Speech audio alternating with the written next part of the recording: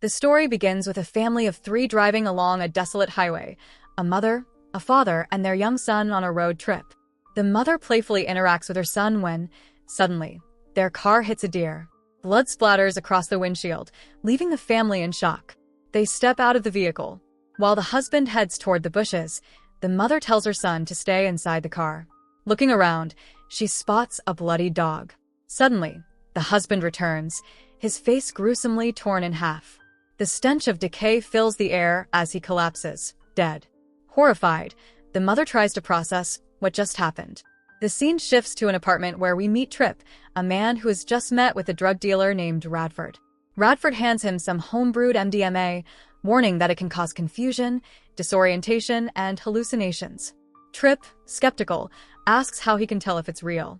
Without warning, Radford punches him in the face before storming out. In a reckless move, Tripp steals all the drugs, stuffs them into his bag, and sets off on a road trip with his friends. Among them is Jack, who is blind. They stop at a restaurant to eat, and during the meal, Tripp gets a call from Radford. The dealer warns that he knows Tripp stole the drugs and threatens to kill him unless they're returned. Tripp hides his fear, lying to Jack when asked who called, saying it was just some guys from the house. When Cookie, another friend, explains how she got her nickname at age 3, Tripp jokes that if he'd had the chance, he would have named himself Ferret Truck. Later, Gretchen becomes upset when Tripp reveals he has enough drugs for everyone. She pulls over, ordering him out. Tripp convinces her to let him stay, reminding her they're in a remote area with no signal. They head back toward an abandoned diner but come across a car accident on the way. Attempts to call for help fail due to poor signal, so they decide to return to the restaurant. When they arrive, it's completely deserted. While trying to fix the car, they discover a petrol leak and no nearby stations.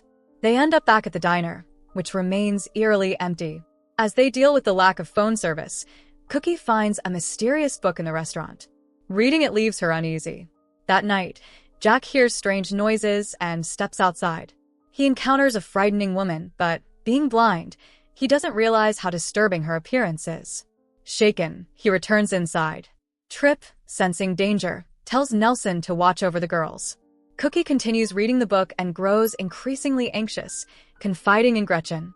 Tripp announces he's going to search for petrol and leaves with his skateboard.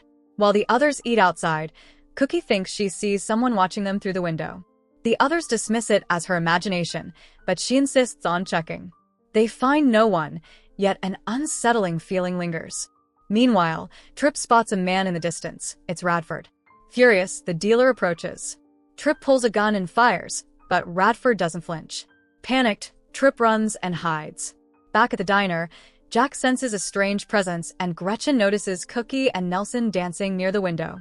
When she turns back, Jack is gone. Suddenly, a truck pulls up behind Tripp. Fearing it's Radford's henchman, Tripp is relieved to see it's a stranger named Henry. Henry explains he's looking for his missing wife and asks Tripp if he's seen her. After a tense exchange, Henry offers him a ride. They return to the diner, where Henry tells the group more about his missing wife. But Tripp senses something is wrong. After locking all the windows and doors, he hears a disturbing sound from a trash can. Opening it, he finds an injured man, mutilated, with half his body missing. Before Tripp can react, Henry's demeanor changes. He pulls a gun, accusing Tripp of being involved in his wife's disappearance. Tripp insists he knows nothing. The tension rises as flashbacks reveal horrifying events from earlier in the film. The injured man, Henry, now writhing in intense pain, reveals that his wife was involved in something terrible. He insists everything seems connected to Tripp. As Tripp searches for petrol, Henry collapses from agony, leaving Tripp feeling even more trapped in this strange, horrifying situation. Tripp warns Gretchen to keep a close watch on the group, but she doesn't grasp the full danger therein. Henry climbs into his truck, only to be hit with a strange, pungent smell. The stench is so strong that it knocks the driver unconscious, leaving him slumped over the wheel. Outside, Tripp, who's been siphoning petrol from the truck for his own car, also notices the smell. His phone rings, and as he scrambles onto the restaurant roof for a signal, the same foul odor hits him. Before he can react, an invisible force attacks. Meanwhile, Cookie steps outside toward the restroom. The air suddenly turns foul, and without warning, blood begins pouring from her body. Before she can comprehend what's happening, a ghostly figure appears, jamming a strange machine into her stomach. It violently tears her apart, killing her instantly. Nelson, realizing Cookie is missing, goes outside to look for her. He runs into Jack, who hasn't seen her either. Assuming she's with Trip, Nelson returns to his room. But Jack soon notices something strange, the carcass of an animal at his feet, oozing blood. Back in his room, Nelson relaxes with music playing on the radio, but the song abruptly stops. A foul stench fills the air. Suddenly, something grabs him. In a panic, he smashes the mirror, but it's too late. His neck is slashed, and he collapses dead. Gretchen, hearing the commotion, rushes in and finds his body. Jack explains that Nelson had been looking for Cookie, but by the time he realized she wasn't with Trip, it was already too late. When they head toward the truck, they discover the driver is also dead, his body just like Nelson's. They put Jack in the truck while Gretchen steps out to call for Cookie and Trip. Jack tries calling for help but remains alone. Gretchen returns to the restaurant and flips through an old book, searching for answers. Suddenly, she senses someone behind her. It's Radford. But before she can confront him, he vanishes. In the next room, Gretchen finds cryptic words scrawled on the walls. The great mystery between light and dark, night and day, living and dead. The meaning eludes her. Jack, having climbed out of the truck, ties a rope to it and approaches Gretchen, shouting defiantly at the ghost, claiming it can leave him alone now that everyone else is dead. But suddenly, the rope yanks violently. Gretchen runs toward the truck, only to see Jack gone. The ghost reappears and attacks Jack with its strange machine. Just as all hope seems lost, Trip appears and shoots the ghost, forcing it to flee. Jack is critically injured, but Gretchen clings to him, determined to escape. Trip, now missing an arm, leads them back to the restaurant where they arm themselves. Despite his injury, Trip refuses to give up. But as they step outside, the invisible force attacks again. Trip, unable to fight back, is struck by the machine and killed instantly. Now only Gretchen and Jack remain. In a desperate bid for survival, they sprint toward the truck, but it stalls. Trip had drained all the petrol. With the ghost rapidly closing in, they climb onto the truck's roof, but Jack slips and falls. As Gretchen fights off the ghost, she manages to get Jack into a car.